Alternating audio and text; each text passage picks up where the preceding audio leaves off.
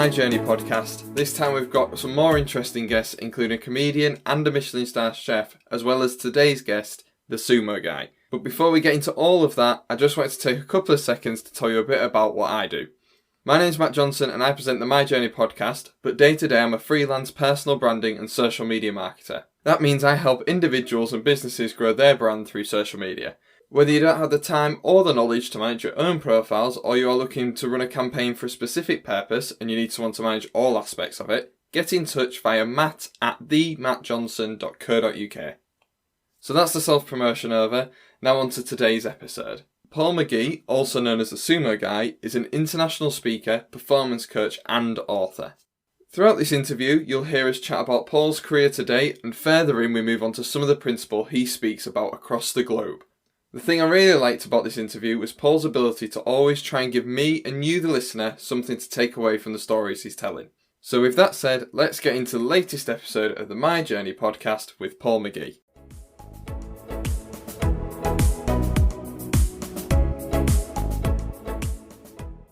Welcome to the My Journey podcast. Paul McGee, how are you? I am really good. It's sunny in Warrington and I'm off to sunny Sunderland later, so can my life get any better? I genuinely don't know, mate. It is great. It's great weather today. It's brilliant. I'd start with one thing. Former guest Drew Purvey has asked me to say he thinks you're a legend. Oh, bless him. He's a good guy. So you're an international speaker and performance coach. Is that how you describe what you do? Yeah, I suppose the word author probably also comes in there. So I mean, I speak globally, but I'd probably still say 80% of it is in the UK. But I've written 11 books as well, so I think we can just about get away with calling me an author. Yeah. Slip that one in as well. Yeah, that's brilliant. So if we go quite a way back in your career, I read that you were very much into drama and writing, and personal development was like interest for you when you were growing up. How did them two things come together? Because drama writing and personal development probably seen as quite two separate things for someone young. Yeah, I mean, what is bizarre about my journey is, so I like drama and acting, and I did actually think about becoming a journalist. They were the things. And I suppose personal development probably came a little bit later. But so you think, right, drama, journalist. So what was your first job, Paul? A bank clerk in Manchester. And I think one of the insights from that story itself is sometimes, that was back in the early 80s, the pressure of parents to steer you down a particular path, which I took, and I was incredibly miserable. I mean, there's a phrase I came across which were, don't be a lizard on an iceberg. And to say that banking was not the place for me or the right environment was an understatement. So after a year in the bank, I quit. I went to university and I did a degree which incorporated behavioural and social psychology. So the love of writing and the bit of the drama was sort of like underlying things. But it was probably a little bit later on where my interest in personal development really took off. And did you learn anything from that experience as being a bank clerk other than to do what you love? I think one of the things I learnt was that there were other people in the bank who weren't particularly happy, but they weren't unhappy enough to change. And I think in life, one of the worst places to be is when you're in a place of indifference, because indifference doesn't necessarily motivate you to take the action. Whereas I hated working in the bank. It was not a good experience for them. It was not a good experience for me. I was a poor performer. I'd wake up every morning when the alarm went off and the first words out of my mouth were a swear word. And that isn't good. I think there's a lot of people who tolerate what they do and they're existing. So my big lesson to some extent was I felt quite fortunate enough that I hated it as much as I did, because that drove me to take action. So I suppose for some people it's just about sticking with the status quo really and not wanting to change. Yeah, and I understand to some extent, that the comfort zone is called the comfort zone for a very good reason, because we get comfortable. There's a real major insight for you, obviously. But a question I sometimes think is worth pondering for any of us is, where do life's opportunities really lie? Inside or outside your comfort zone? And I think with me with the bank, I didn't need a lot of pushing to move out of my comfortable zone, because actually it wasn't comfortable. I hated it. But for those who are listening right now who are going, I don't enjoy the job, but I don't hate it, but I'm comfortable. You get one shot at this life, and maybe some of your opportunities are going to be outside of your comfort zone. Yeah, the status quo, it can be okay, but it can also be an incredibly dangerous place to be. Yeah. So, when you went to do your degree in behavioural and social psychology, was that seen as quite a maverick move then at the time, if you'd been pushed into being a bank clerk? Absolutely, it was. I remember someone actually saying to me, because obviously I was getting a salary, and on my last day, a senior manager within the bank who I got on well with, he actually said to me, he said, well, I've come across people who've left to go for another job, but you're the first person to leave to go to university. You're leaving something. I mean, banking in the 80s was very stable and very secure. That certainly changed. So it was a little bit of a maverick approach. And also, my degree incorporated, behavioural and social psychology, but also trained me to become a probation officer.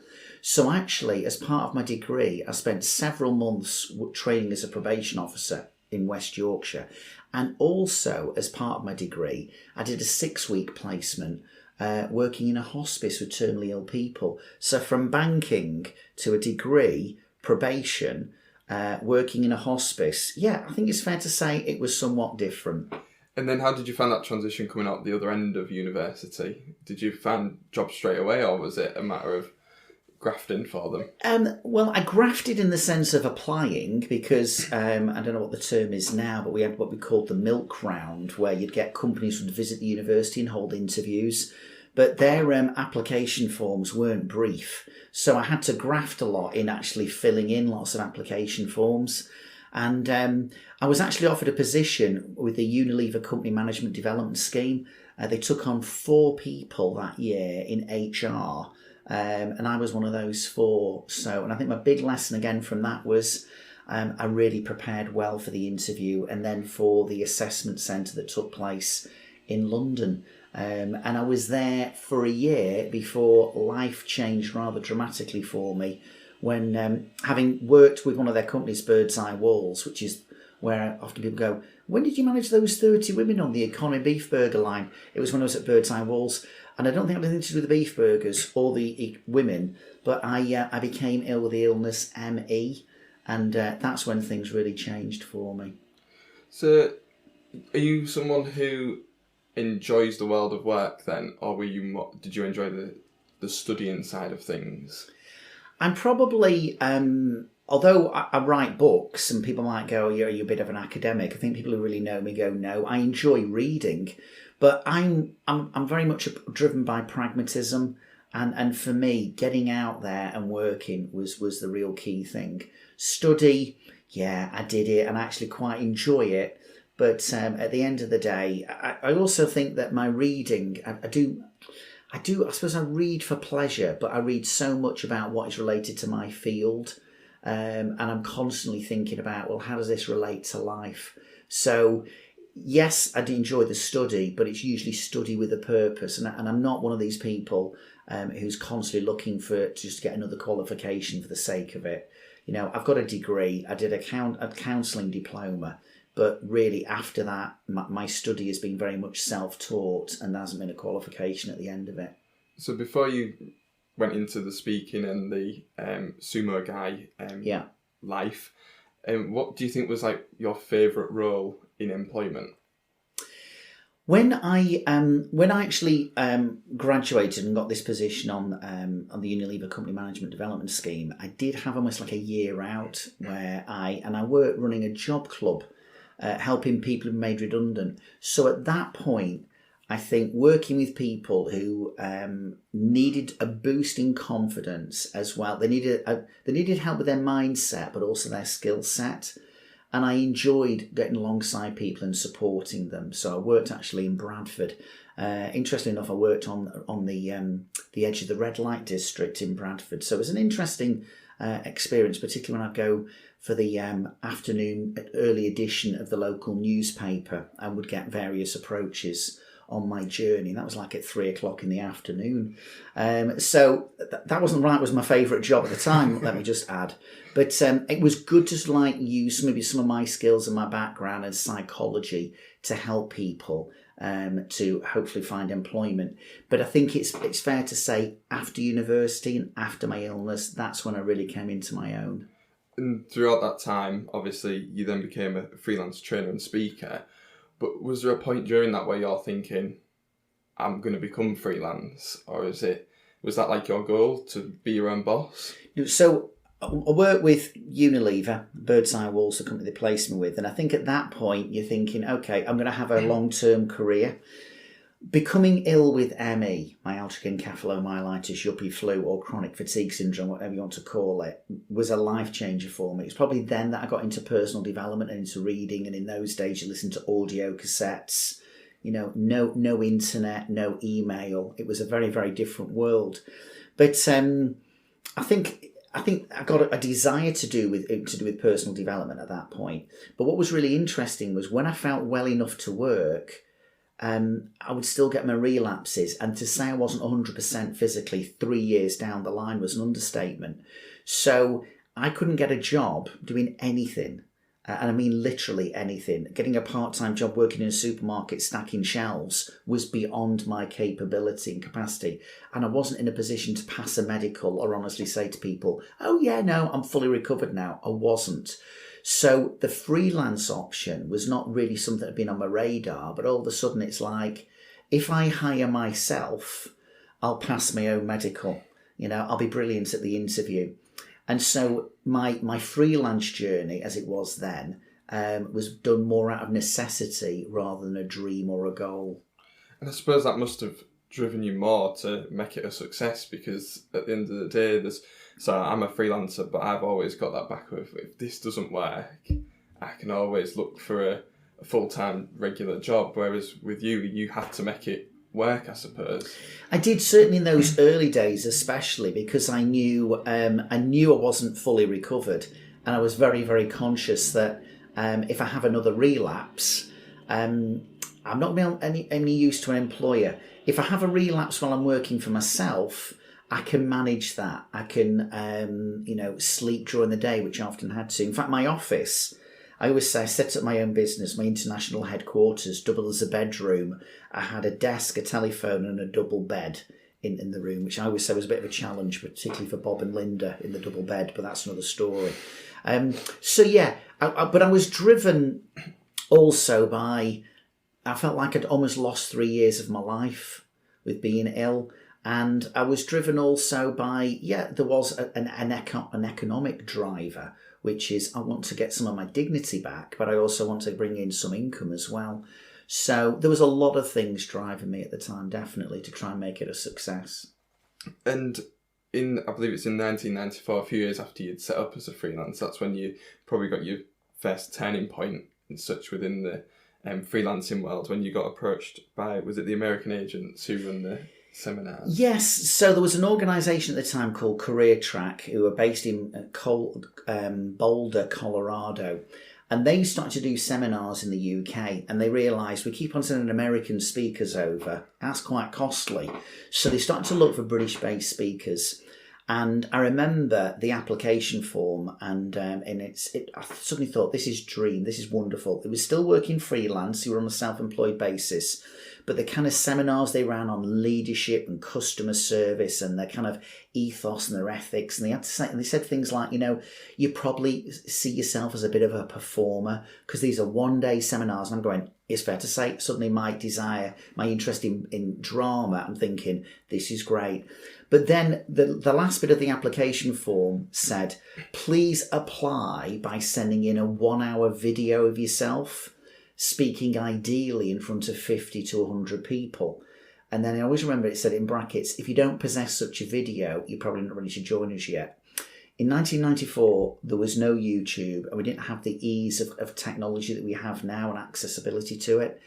So I remember thinking, I run workshops for redundant coal miners. Maximum group size is normally around a dozen.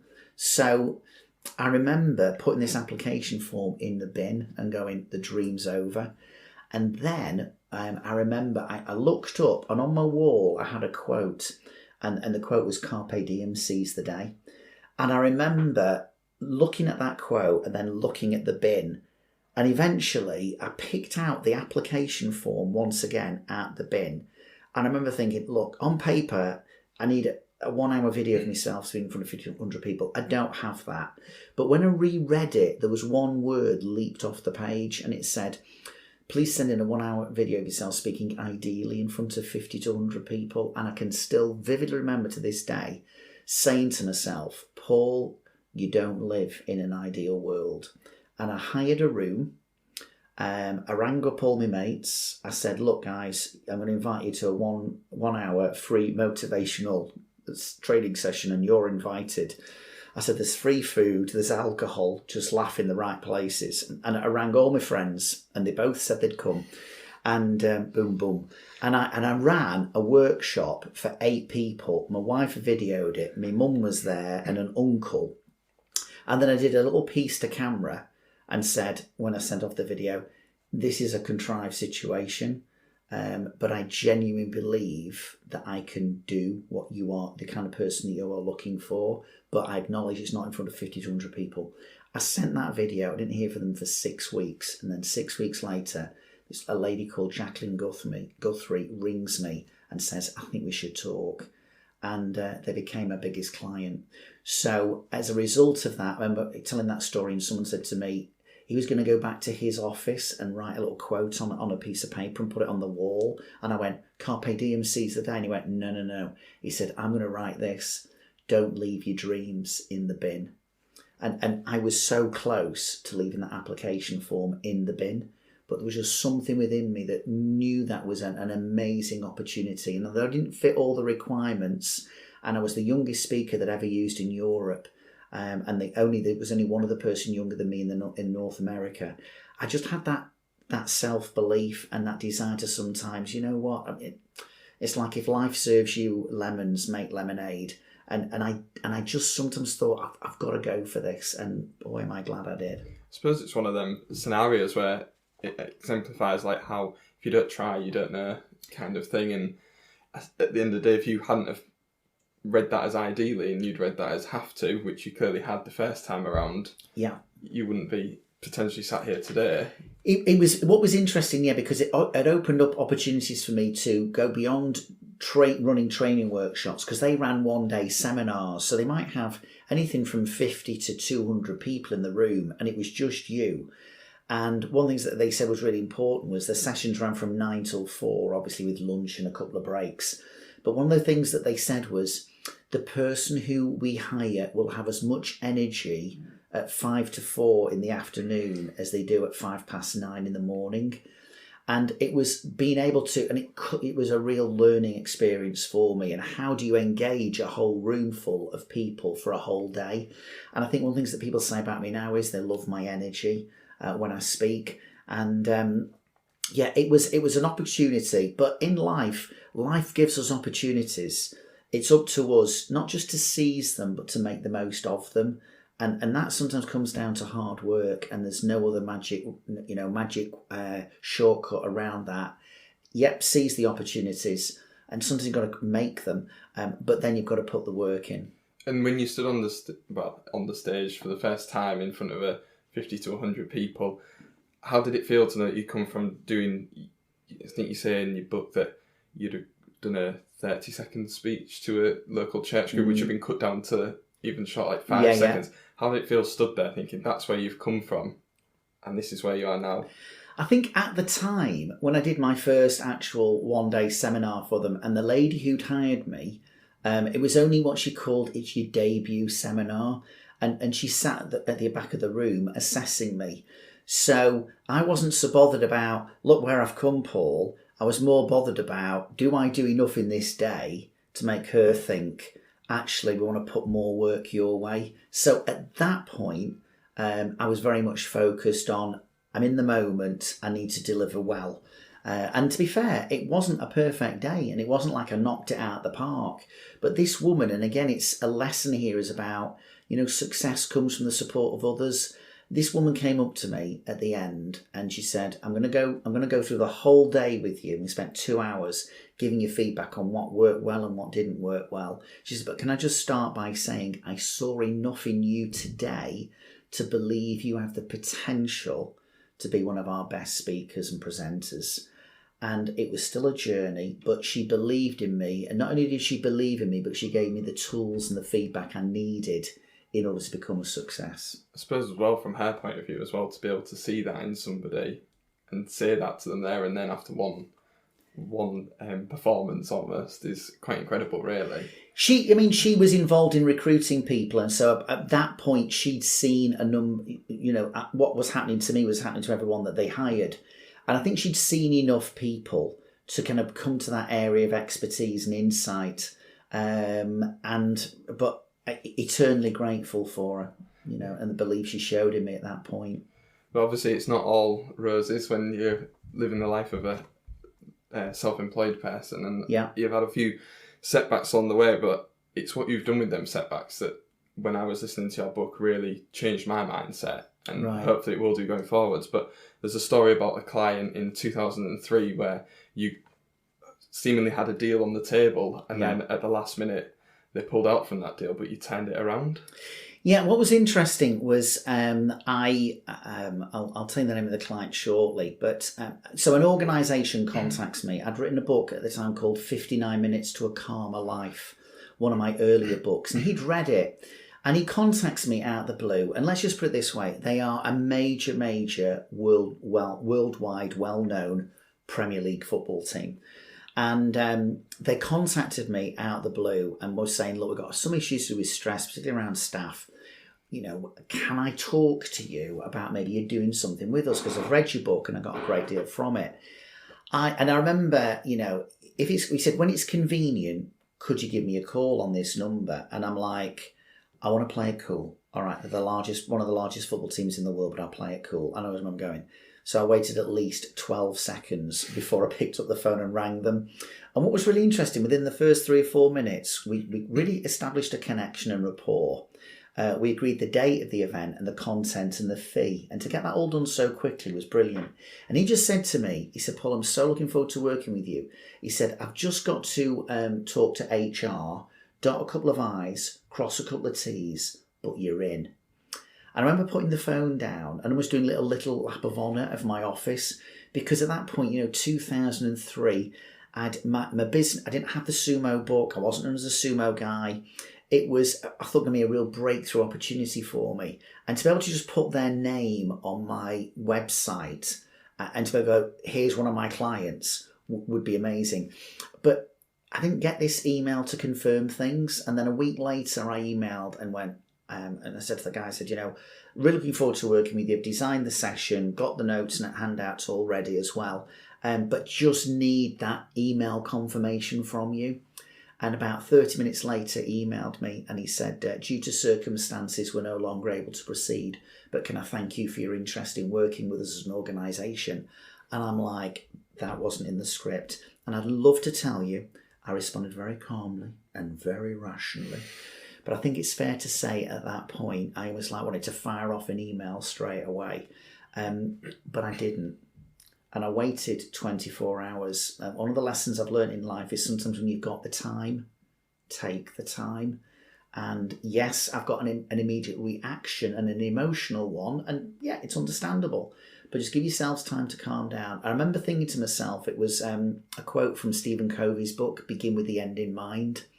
Covey wrote the book 7 Habits of Highly Effective People. I remember thinking to myself, what outcome do I want with this? They're one of the largest organisations in terms of their genre, their sport in the world. Do I want to just close the door on this and be really, I want to tell you what I really think, and I can't believe how unprofessional you've been, even the courtesy to tell me I had to prompt you with an email. I remember thinking, I need to leave the door open. So I was very gracious. And one of the things I said in my email was, I appreciate circumstances change, was disappointed, but I appreciate this happens.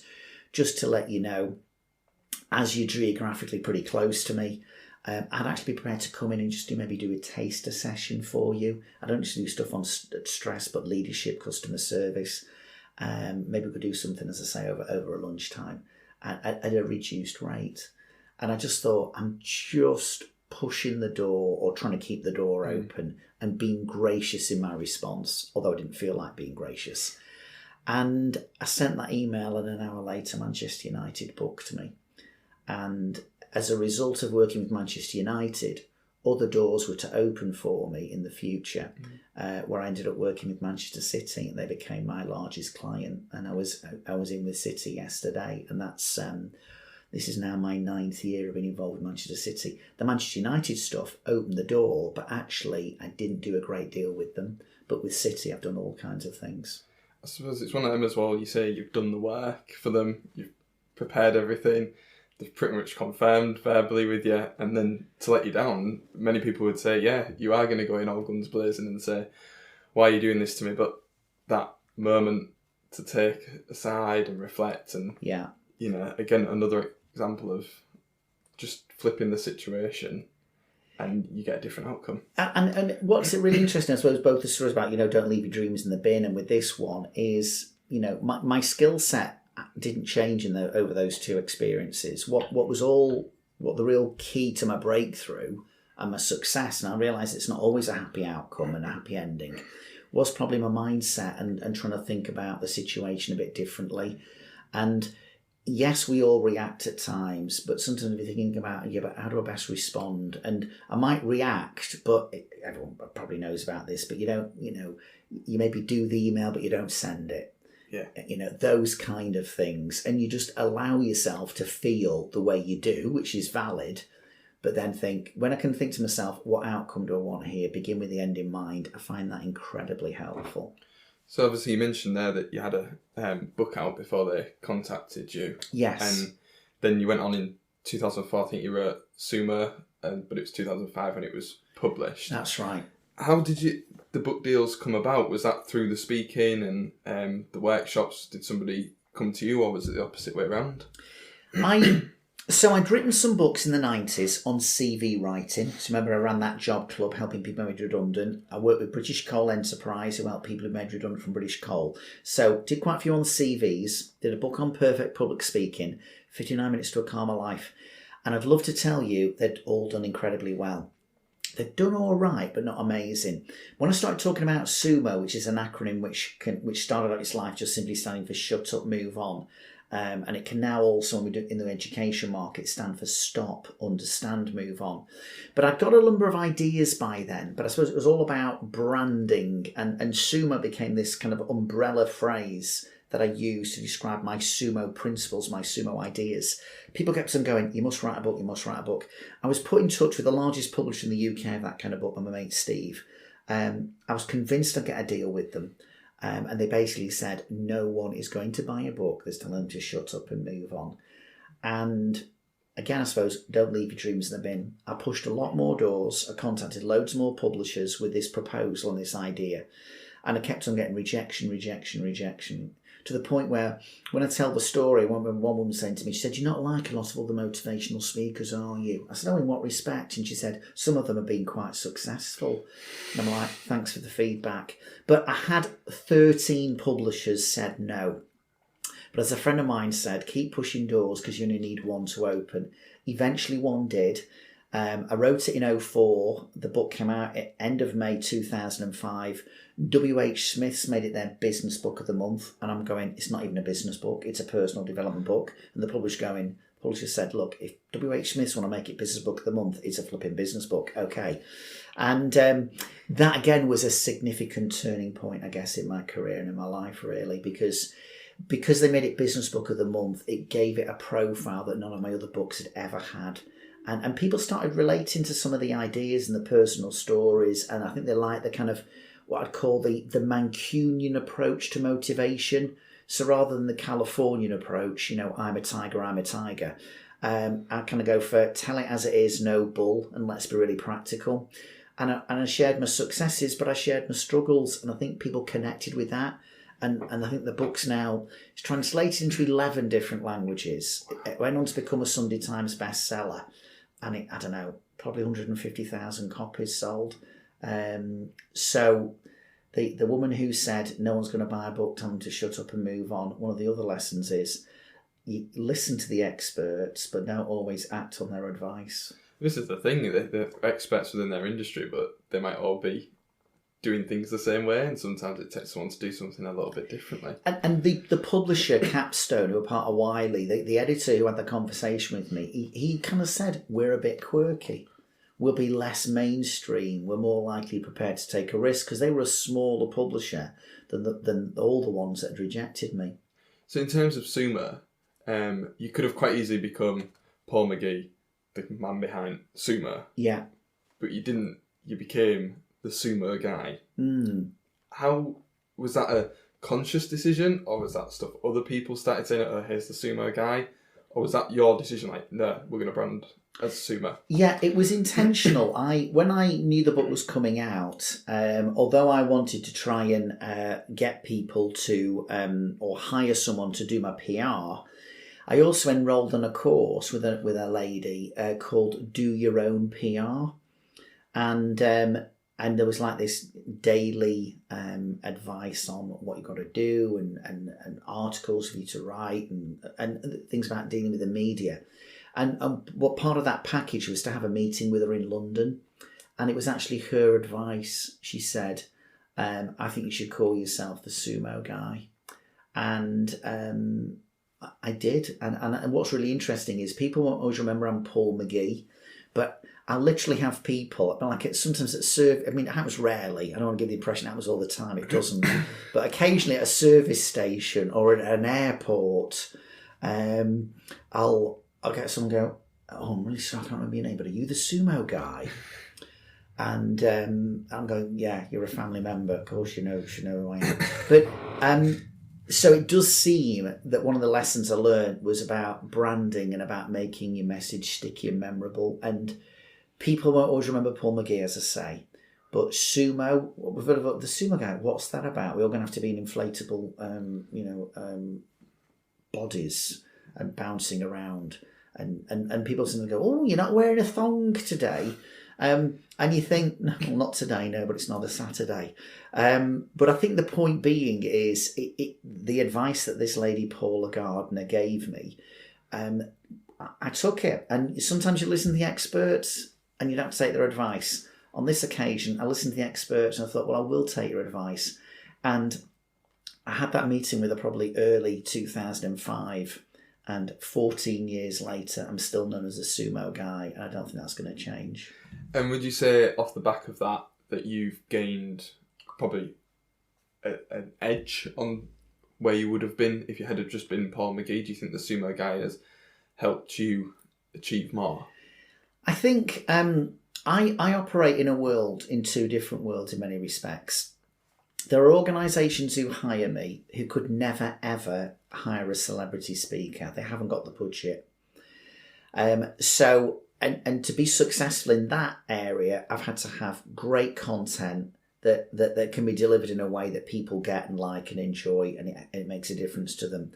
But there's another sphere to my speaking where I am competing against celebrities. And again, I don't have the safety net of celebrity in terms of my speaking career. They can't go, well, he wasn't great, but we've got a photo of him with his gold medal at the end, or that picture of him on top of Everest, having lost 4 fingers from frostbite. How inspiring was that?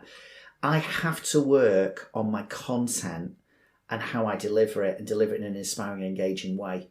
What I think, and that's what gives me the real edge, the Sumo Guy is a little bit, I would still say it's the icing on the cake. It's not the main ingredient, but it can create a bit of curiosity. Well, who is the Sumo Guy? Rather than just go, and here's Paul McGee. All right, I'm not the celebrity, but having this kind of the Sumo Guy title and branding has given, I wouldn't say it's been the reason for my success, but I think it's maybe added to it. It's played a part in it. But at the end of the day, I can have great branding, a great website, a very sticky, memorable name. But if you don't deliver and knock it out the park every time I speak, I wouldn't be in business. Suppose if there's 3 speakers on the bill and they remember the Sumo Guy, then that obviously helps. But as you say, it's all down to content. You could be remembered as the Sumo Guy for being the worst of the 3 on the bill. Absolutely, totally, yeah. So actually, that is so right. People might go, cool, the other speaker was terrible. What was his name again? I can't remember. Or what was her name again? But you're right. The thing is, because it's sticky and memorable, if you drop the ball, you're going to be remembered, full stop. So just to move on to a couple of the Sumo principles, A few that stuck out to me, especially with like the careers and the personal branding kind of head on, was the first one you touched upon on the book, which is E plus R equals E. And at first, that obviously is the experience plus your reaction equals the outcome. Yeah. And at first I thought, that the way it was being spoken about is quite reflection style in the terms of, this happened, I reacted like that, and this was the outcome. And then obviously as you get more and more into it, I thought, this is actually a really good tool for decision making going forward. Because if you can see an experience happening, so if you know you're going into a job interview or you know something's going to come up, you can adjust the way you approach that experience. Sure. And I thought that was actually really useful. And then further into the book, you talk about fruity thinking and changing your mindset in terms of you then don't, when you have them experiences, you don't think about it, you just act in a different way. I suppose my question is like, how do you go about making them changes into it becoming a habit rather than a conscious? Sure. So E plus R equals O, which, I mean, there can be flexibility in what those letters stand for and how people use that idea. But I think to rewind, events would happen to me and I'd go, I got a rejection, so you know what the outcome's going to be. Or organisations say, we're going through a lot of change, so you know what the outcome's going to be. And I'm saying it's not simply the event or the experience that determines your outcome, it's how you respond or react. So I ended up working with Manchester United, even though the event I got was due to circumstances we're no longer able to proceed. If I'd given them a reaction, I would never have worked with Manchester United. But because of how ultimately I responded, I got a good outcome. So part of E plus R equals O is saying, look, don't think your outcomes and your successes or your failures are all just about the event. It's how you respond or react. So that's kind of almost by osmosis and by conditioning. It's kind of in me. Repetition aids retention. You know, when you drive, when you've been driving for as long as I have, you're not having to go manually through what have I got to do here. It becomes a way of life. But when you're driving for the very first time, it's very, very different.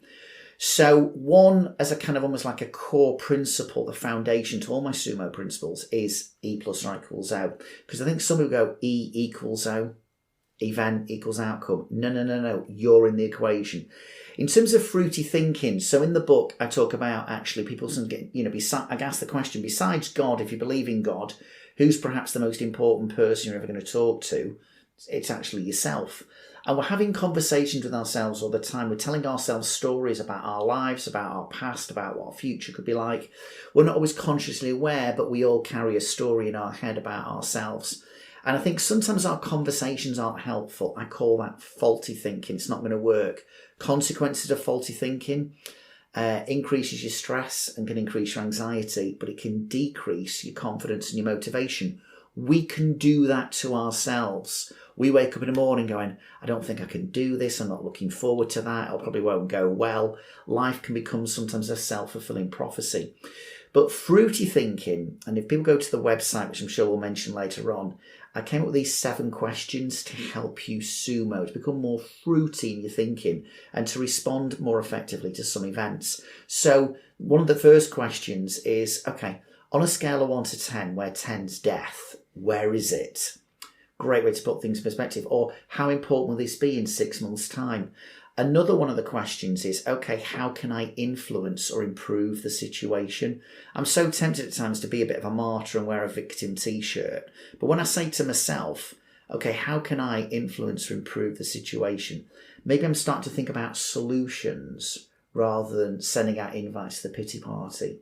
And so these 7 questions are very, very important in developing this fruity thinking so that whatever the event has been, hopefully I can respond better and get not a perfect outcome, I live in the real world, but maybe a better outcome than if I just simply reacted. I think that's the thing, is it's about changing that mindset and things like that. And then another one that really stood out to me was learn Latin, which you've already mentioned, carpe diem, seize the day.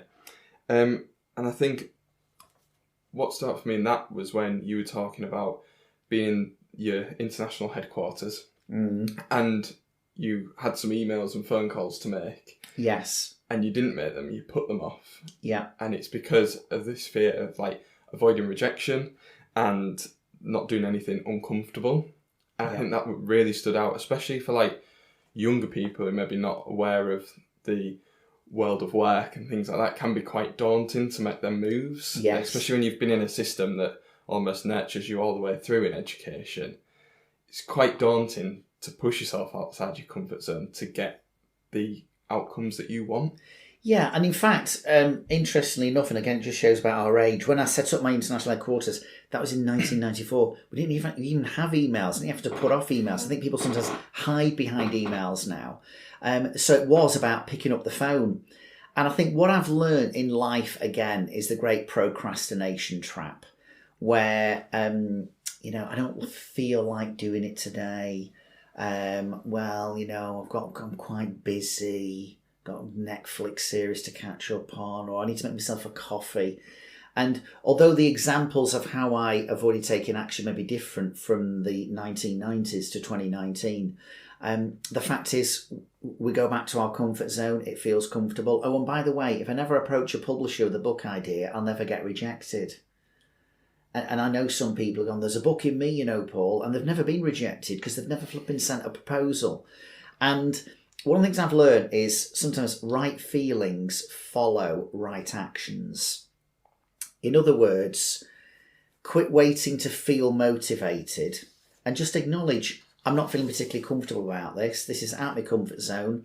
I don't feel particularly ultra even positive, but you know what? I'm going to send that email. I'm going to make that phone call. I'm going to attend that meeting. I'm going to approach that person maybe at a particular event that I'm at where they're on their phone, avoiding eye contact with anybody. So am I. And although I don't feel completely comfortable, maybe I'll step out of my comfort zone and go, oh, hi, what's brought you here tonight or today? And you start a conversation. And I think there's so many conversations we can have in our heads for the reasons why we shouldn't take action. But at the end of the day, learn Latin, carpe diem, seize the day. And I love the word seize. It's not, whatever will be, will be. Well, if it's meant to happen, it will. No, flipping don't buy into that. What do you mean if it's meant to happen, it will? Flipping heck. Do you know what I mean? The pilot on the plane doesn't go, we are hopefully heading to Lanzarote, but if it happens, if it was meant to be, it will. We have a plan, we have an action, we flipping well take it. And I think some people just give themselves too much of an easy time to make excuses for why they didn't take action. Life does not reward you having good ideas. You didn't set up this podcast because you had a good idea or a good intention. You set it up and we're doing what we're doing now because you took the action. And that's what people need to appreciate. I've definitely been there in the exact experience you talk about in your book, where it's like, I'll make some phone calls. No, it's about lunchtime. No one will be around at lunchtime. Yeah. And then it's, it's 2:00 on a Friday. Who's around at 2:00 Friday kind of thing. Yeah. And you go, I'll do it on Monday. And you go Monday. Oh, they've just got back into the office. And before you know it, it's Friday again. And you're in the same situation. You should never we are brilliant at talking ourselves out of taking action. And we just need to make them say, I'm not feeling particularly comfortable about this. And that's okay. I found that one of the keys to success in life is not motivation. It's self-discipline. You just touched upon it a little bit there about the ditch Doris Day and the whatever will be attitude. Hope is not a strategy, I think it is, you say in the book. Yeah. And I think that's another one, is that they link very well together, them two, of this action and great ideas is fantastic, but if you don't do anything with them, you need to put action to them. Yeah, I wanted to... That's the final chapter in the book, Ditch Doris Day. And people might go, Ditch Doris Day, but she sang this song, Que Sera, Sera, whatever will be, the future's not ours to see, in a film from the 1950s.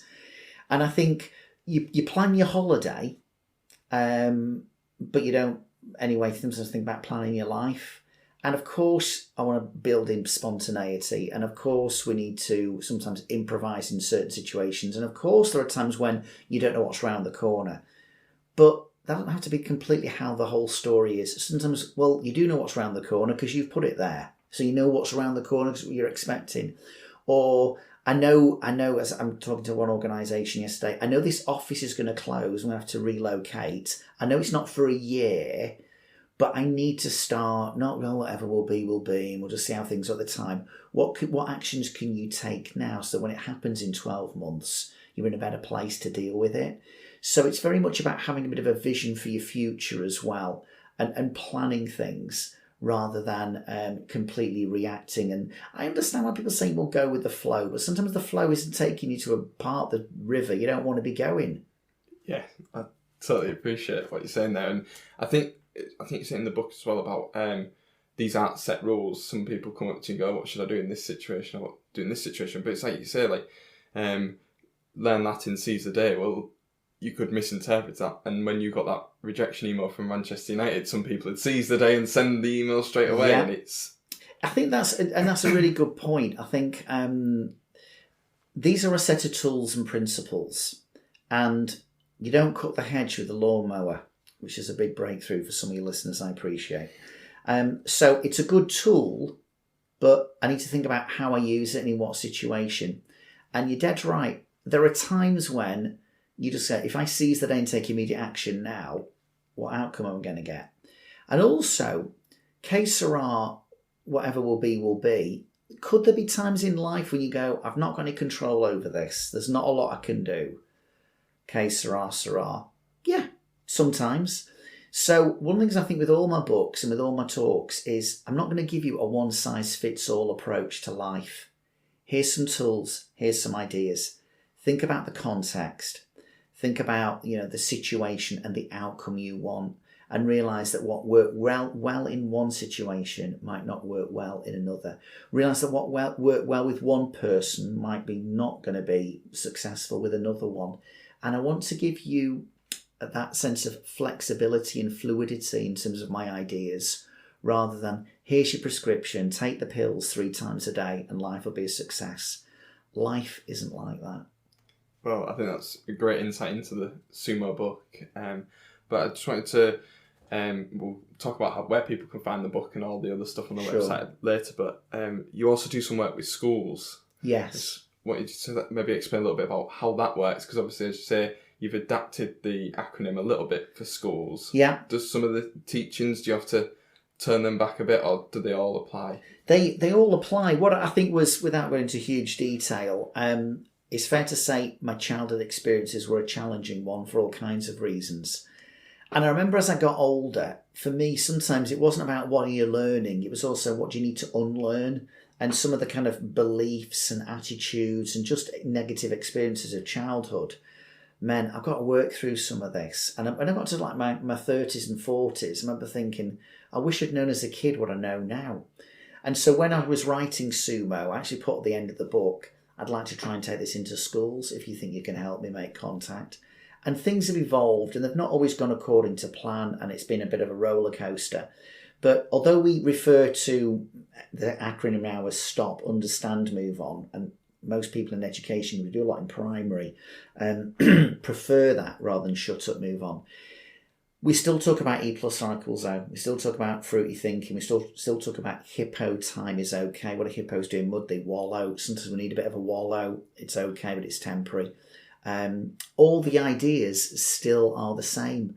And we might use more different ways of communicating it. So there's more activities, and we use art, and we use drama, and even sport as a way of engaging children to engage with the material.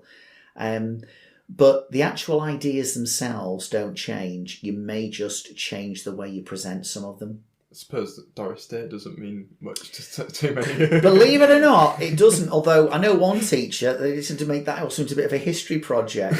And in fact, the only thing that actually, that what does actually change, apart from the acronym, is Ditch Doris Day becomes Dare to Dream when we're working with children. That's nice.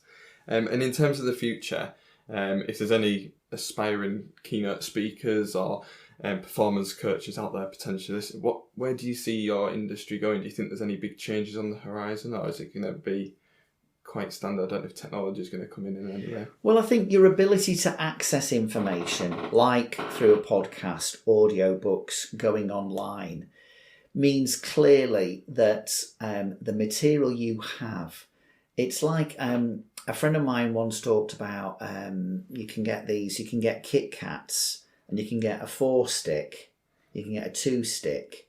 You can even get little Kit Kat chunky chocolate. And some of them sometimes even change the flavour a bit. So the essence of the Kit Kat doesn't change, but the way it's presented does. And I think with my material and in this industry, if you just say, I want to be a motivational keynote speaker, yeah, well, good luck on that. If you climb Everest and win a gold medal and then ski down naked and have an affair with some celebrity, I think you could make life as a keynote speaker.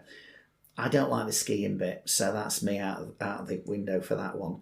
So I think it's a question of going, well, maybe you do want to be a motivational keynote speaker. Good for you. Dare to dream. But also have a number of other tools in, or arrows in your quiver. Not an analogy is often used.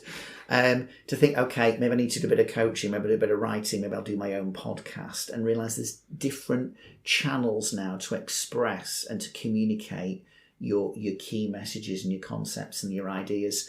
So I think technology will always evolve, and therefore your material is more accessible and you can reach a wider audience. And yet, there's something about human connection. And I don't think in 10 years' time they'll go, no, we don't do staff conferences now. Everyone is at home in their office and we just watch it on a video, on your computer screen.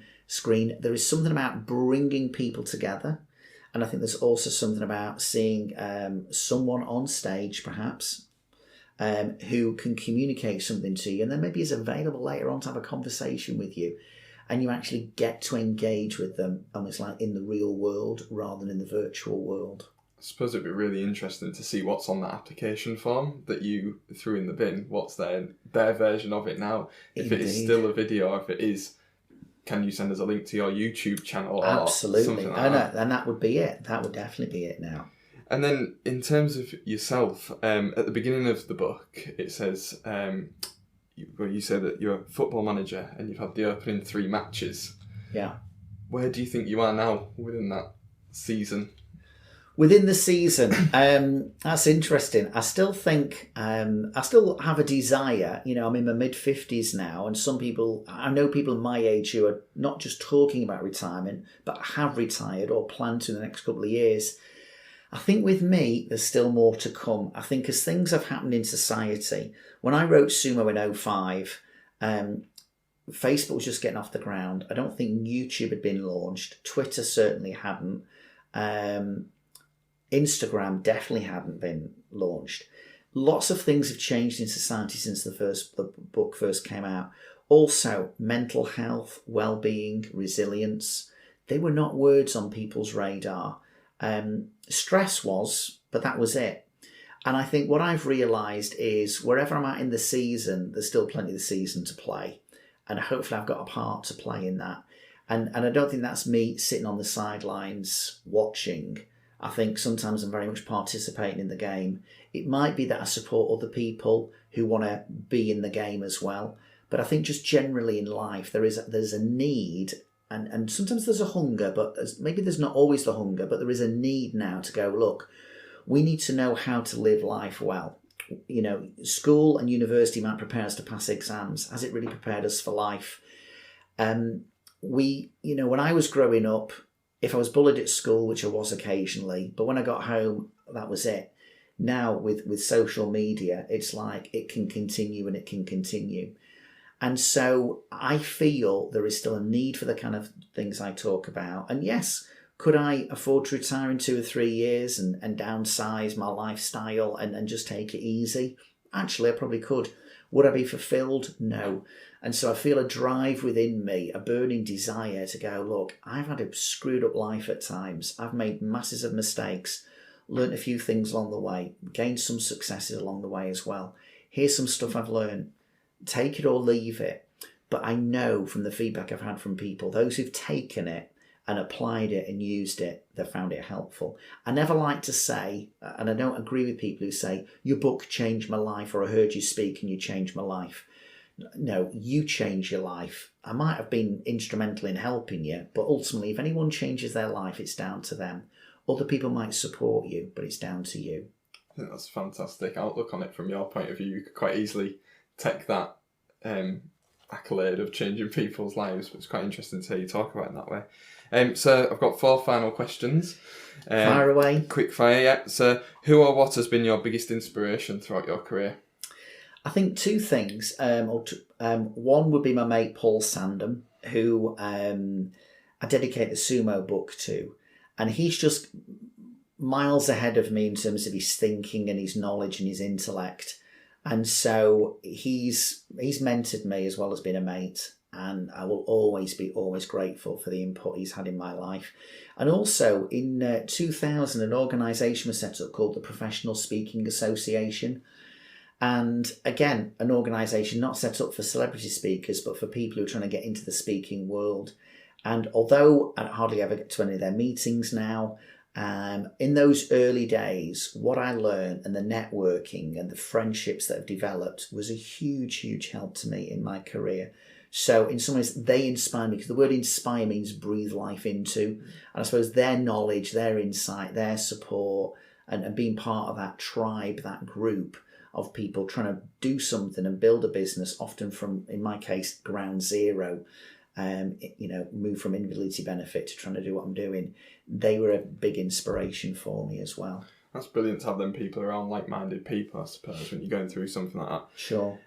Next question, what is the biggest learning from your career? I think there's a couple of things that do come to mind. Again, one, I think a phrase I used before, success comes from the support of others. So it's great to be driven, it's great to be focused, which I believe I am. But, my wife has been involved in the support in the business, in managing it. I have some staff who now help take away a lot of the stuff I don't particularly am good at, all the admin and all the logistics and all the planning. But also, I think my fellow speaker mates who I can watch and learn from, I just be a sponge, don't be a rock. Don't let things just wash over you in terms of learning. Be a sponge, learn from anybody. And I think coupled with that, have focus. Perhaps you realise, all right, don't leave your dream in the bin. All right, get the dream out and kick it around and see what I can do. But let's remember that some dreams are not dreams, they're flipping delusions. And sometimes they need to be left in the bin. And I think you can understand that when you realise that people try, I'm going to be a speaker, and then 6 months later I'm going to get into doing property, and then 6 months later I'm going to start designing websites. It's like, well, what do you really want to do? I think for me, I knew I had a skill. I knew I was a pretty good communicator. I was comfortable standing up in front of people. I could make them laugh, make them think. I had to work at it and still craft it, but I knew I had that. And then that became my fundamental focus. Not about let's do webinars and let's do apps and one thing and another. That might come, but above all, I knew what I was good at doing, and I was very, very focused, and I avoided distractions. So the next question was, what's one tip for success in building your personal brand? Do you think it's that focus? It is, but it's also about being memorable. Because as I said to you before, when climbing Everest and having a gold medal and skiing down the mountain naked, that's one way to be memorable. But for me, it was also, look, it's the world of personal development. Am I saying anything that's not really been said before? I don't know. Don't think I am in some ways. But I'm saying it in a unique way. Unless you're using my material with or without my permission, you're not going to hear people talk about hippo time. There's no other people going, I'm the Sumo Guy. Fruity thinking. Fruity thinking, you could just go, well, it's positive thinking, isn't it? Well, it is, but I called it fruity thinking. And it's about making what you do sticky and memorable. Sometimes saying the familiar in a less familiar way. So you get people's curiosity and pique their interest. That has also, in terms of branding, been hugely important for me. Brilliant. And then finally, what is the best moment in your career to date? I know in my life it would be the birth of my children, but so in 1989 I lost my job through ill health. I went on invalidity benefit. That was in April 1989. That same month, in April 1989, a book that later became voted the most influential business book of the 20th century was published in April 1989 by a guy who I'd mentioned before, Dr. Stephen Covey. Wrote the book 7 Habits of Highly Effective People. It's sold in its millions. Probably heard of less now. That happened in 1989. His book comes out. I'm on invalidity benefit. Fast forward 20 years, and I'm speaking at the same conference as him at the Sydney Convention Centre. He's the opening speaker. I then follow him. The Aussie audience loved my stuff, laughed a lot, and my brother, who lives in Australia, was in the audience. And I was going to be speaking later on that day as well. But straight after I'd spoken, it was a break. And I stepped outside and I sat in the sunshine having a coffee with my brother, having met Stephen Covey, who's now sadly passed away, before my talk, and we chatted. And I remember thinking, wow, when his book came out, I was queuing up with my walking stick in a post office to get me 35 quid. He was writing a book that became the most influential business book of the 20th century. 20 years later, I'm sharing a stage with him. That was pretty special. I suppose you couldn't ever foresee that when you were there. Absolutely no way. And to be fair, I didn't know in 89, April, well, there's a book come out. It was only later on when I was reading it and it was like, and I realised, it came out in 1989, and then I found out it came out in April 1989. I'm going, man alive, I lost my job through ill health in April 89. So, yeah, with the benefit of hindsight, I realised, wow, that's quite a connection. And it also, what I think people need to appreciate about themselves is there's more to us than meets the eye. And we've got potential. We don't always realise we've got it. We need to have a goal, an attitude of an open mind. We need strategy. We need support. We need all those things. But we have more potential than we ever realise. It's fantastic. So we said we touched on it. Where can people find more about your stuff? Sure. Well, just go to the website, thesumoguy.com, and you can see a link to my YouTube channel as well. I'm on Twitter at the Sumo Guy. And if you want to follow me on Instagram, I'd have to say my daughter, who's 23, has thousands more followers on Instagram than me. But I'll get over it. I'll shut up and move on. But on Instagram, it's Paul McGee 2515. Don't read into the numbers. It's just what I came up with. So website, Twitter, Instagram, and you can probably find me on Facebook as well. Yeah, as well, if you didn't catch any of that, if you just search the Sumo Guy, you come up straight away on Google as well. Sounds brilliant. So thank you for your time. Pleasure. It's been great talking to you, Matt. Thank you.